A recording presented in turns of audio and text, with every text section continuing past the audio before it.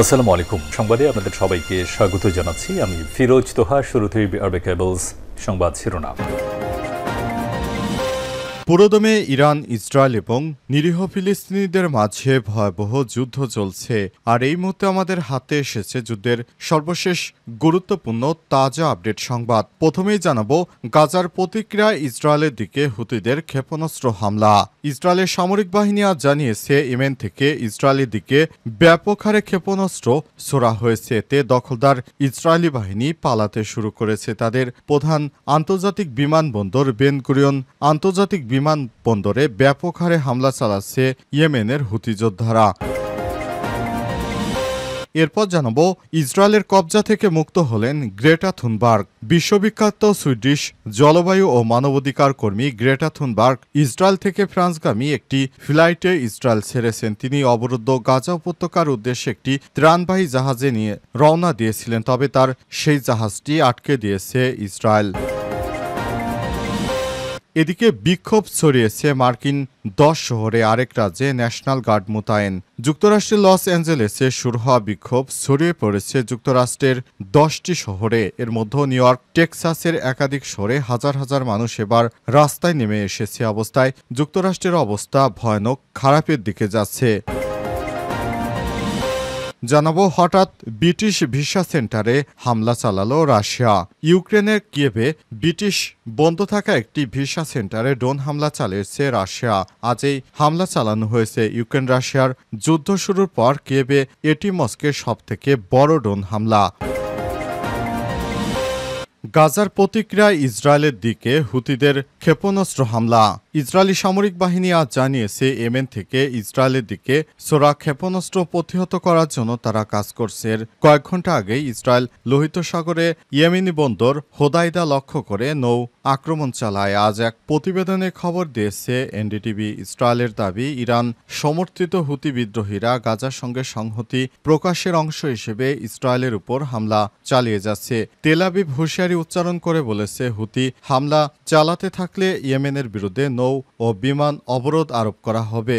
নিশানা করা ক্ষেপণাস্ত্রটি কোথায় আঘাত এনেছে বা প্রতিরক্ষা ব্যবস্থা তা ভূপাতিত করতে সক্ষম হয়েছে কিনা সে বিষয়ে তাৎক্ষণিকভাবে বিস্তারিত জানায়নি ইসরায়েল সেনাবাহিনী। তবে সামরিক বাহিনীর মুখপাত্র জানিয়েছে, হুমকির মাত্রা অনুযায়ী প্রতিক্রিয়া জানানো হচ্ছে। আকাশ প্রতিরক্ষা ব্যবস্থা সক্রিয় রয়েছে। তবে এই হামলা এমন এক সময়ের ঘটনা ঘটল যখন গাজায় যুদ্ধ ও মানবিক সংকট নিয়ে আন্তর্জাতিক উদ্বেগ বাড়ছে এবং ইসরায়েল হুতি সংঘাত আরও বিস্তৃত আকার ধারণ করছে। হুতি গোষ্ঠী 2023 সালের শেষ দিক থেকে লোহিত সাগর ও আশপাশের জলপথে পশ্চিমা জাহাজ এবং ইসরায়েলমুখী বাণিজ্যিক নৌবহরকে লক্ষ্য করে একাধিক হামলা চালিয়েছে। গাজার সঙ্গে সংহতি জানিয়ে এই হামলার দায় স্বীকার করে তারা বলছে, যতদিন ইসরায়েল গাজায় সামরিক অভিযান চালাবে ততদিন হুতিদের পক্ষ থেকে প্রতিক্রিয়া অব্যাহত থাকবে। ইসরায়েলের পাল্টা প্রতিক্রিয়ায় এই সংঘাত রেড সাগর অঞ্চল জুড়ে আরও উত্তেজনা সৃষ্টি করেছে। দখলদার ইসরায়েলকে শাস্তি দিতেই এই ধরনের কার্যক্রম এখনও চালিয়ে যাচ্ছে হুতি যোদ্ধারা।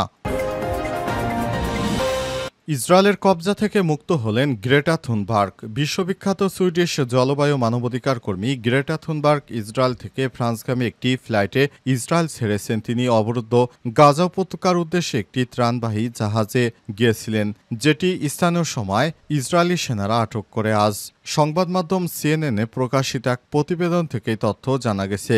এ বিষয়ে ইসরায়েলের পররাষ্ট্র মন্ত্রণালয় এক্সে এক পোস্টে লিখেছে, গ্রেটা থুনবার্গ ফ্রান্সে সুইডেনে ফিরে গেছেন। এই পোস্টে গ্রেটা বিমানে ওঠার দুটি ছবি প্রকাশ করা হয়েছে। উল্লেখ্য, 22 বছর বয়সী গ্রেটা থুনবার্গ বিমান ভ্রমণ না করার জন্য পরিচিত। 2019 সালে জলবায়ু সম্মেলনে যোগ দিতে তিনি সমুদ্রপথে নিউ ইয়র্ক গিয়েছিলেন, যা বিশ্বজুড়ে আলোচিত হয়। অন্যদের তাহলে কি হলো? গ্রেটার সঙ্গে থাকা জাহাজ ম্যাডলিনের 5 জন ফরাসি সহকর্মী এখনও ইসরায়েল ছাড়তে রাজি হননি। ফ্রান্সের পররাষ্ট্রমন্ত্রী নোয়েল বারো এক্সে জানিয়েছেন, গত রাতে আমাদের কনসাল 6 জন ফরাসি বন্দীর সঙ্গে দেখা করেছেন। তাদের পরিবারকে জানানো হয়েছে একজন স্বেচ্ছায় ফিরে গেছেন, বাকিদের জোরপূর্বক বিতরণ করা হবে। আটক ফরাসিদের মধ্যে রয়েছে ইউরোপীয় সংসদ সদস্য রিমা হাসান। ইউরোপীয় পার্লামেন্ট জানিয়েছে তারা ইসরায়েলের সঙ্গে নিয়মিত যোগাযোগ রেখেছে। রেখেছে রিমা এবং তার সঙ্গীদের নিরাপত্তা নিশ্চিত করতে। ইসরায়েল আগেই জানিয়েছে তারা স্বেচ্ছায় দেশ ছাড়বে না, তাদের আদালতের মাধ্যমে বহিষ্কার করা হবে বলে জানিয়েছে দখলদার ইসরায়েলি বাহিনী।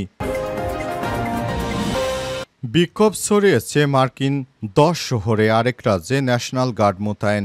যুক্তরাষ্ট্রের লস অ্যাঞ্জেলেসে শুরু হওয়া বিক্ষোভ ছড়িয়ে পড়েছে যুক্তরাষ্ট্রের আরও 10টি নতুন শহরে। এর মধ্যে নিউ ইয়র্ক, টেক্সাসে একাধিক শহরে হাজার হাজার মানুষ এবার রাস্তায় নেমে এসেছে। পরিস্থিতি গুরুত্ব বিবেচনায় টেক্সাসে মোতায়েন করা হয়েছে ন্যাশনাল গার্ড। বিবিসির সংবাদে বলা হয়েছে অভিযানের বিরুদ্ধে বিক্ষোভ লস অ্যাঞ্জেলেস থেকে নিউ ইয়র্ক, টেক্সাসের একাধিক শহরে ছড়িয়ে পড়েছে। পরিস্থিতি বেগতিক দেখে সেখানে নৌবাহিনী সেনাদেরকে মোতায়েন করেছে ট্রাম্প প্রশাসন। ট্রাম্পের পক্ষ থেকে বলা হচ্ছে, টেক্সাসে আমরা নতুন করে আরও সেনা মোতায়েন করেছি। অবস্থায় পুরো যুক্তরাষ্ট্র জুড়ে এখন চরম আতঙ্ক ছড়িয়ে পড়েছে। যুক্তরাষ্ট্রের বিভিন্ন অঙ্গরাজ্যে এখন অভিবাসন বিরোধীরা ট্রাম্প সরকারের পক্ষ নিয়ে কাজ করছে, আর যারা যুক্তরাষ্ট্রে অভিবাসী সমর্থনকারী রয়েছে তারা যুক্তরাষ্ট্রের সেনা সরকারের বিপক্ষে লড়াই করছে।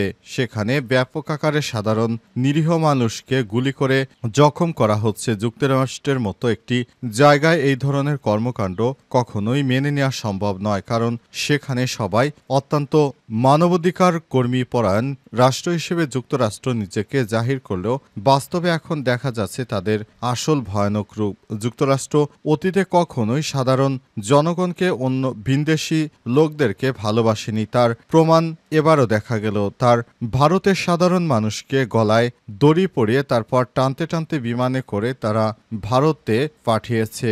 অবস্থা পৃথিবীর মানবাধিকার সম্পর্কে তারা বড় বড় বুলি আওড়ালেও শেষ পর্যন্ত তারা নিজেরাই মানবাধিকারকে তোয়াক্কা করছে না।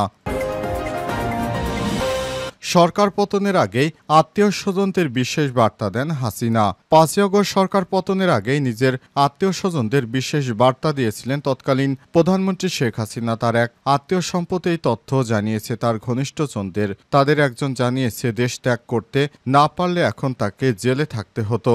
তিনি জানান, বিদেশে অবস্থানরত ওই ব্যক্তি ক্ষমতাচ্যুত আওয়ামী লীগ সরকারে একজন প্রভাবশালী দায়িত্বপ্রাপ্ত কর্মকর্তা এবং সাবেক সংসদ সদস্য ছিলেন। তিনি শেখ হাসিনা দাদা শেখ লুৎফুর রহমানের পক্ষের একজন আত্মীয়। জানা গেছে গত বছরের 4 আগস্ট কারফিউ চলাকালে মোবাইল ফোনের নির্দেশনা পেয়ে তিনি পরিবারের সদস্যদের সঙ্গে দেশ ত্যাগ করেন এবং অস্ট্রেলিয়ায় আশ্রয় নেন। ওই আত্মীয় জানান, শেখ হাসিনা শুধুমাত্র বঙ্গবন্ধু পরিবারের সদস্য ও নিকটাত্মীয়দের দেশ ছাড়ার নির্দেশ দেন। তাদের একটি হোয়াটসঅ্যাপে বার্তা পাঠান তিনি, যাতে লেখা ছিল, নো ওয়ান স্টে হিয়ার, অর্থাৎ এই দেশে আর কেউ থেকো না, সবাই যার যার অবস্থান থেকে দেশ ছেড়ে পালাও। ওই বার্তার অর্থ বুঝতে কারো সময় লাগেনি, এটি ছিল দেশ থেকে চূড়ান্ত নির্দেশ। সূত্র আরও জানায়, আওয়ামী লীগের কোনো নেতা এবং অন্য কারো প্রতি এমন বার্তা পাঠায়নি শেখ হাসিনা।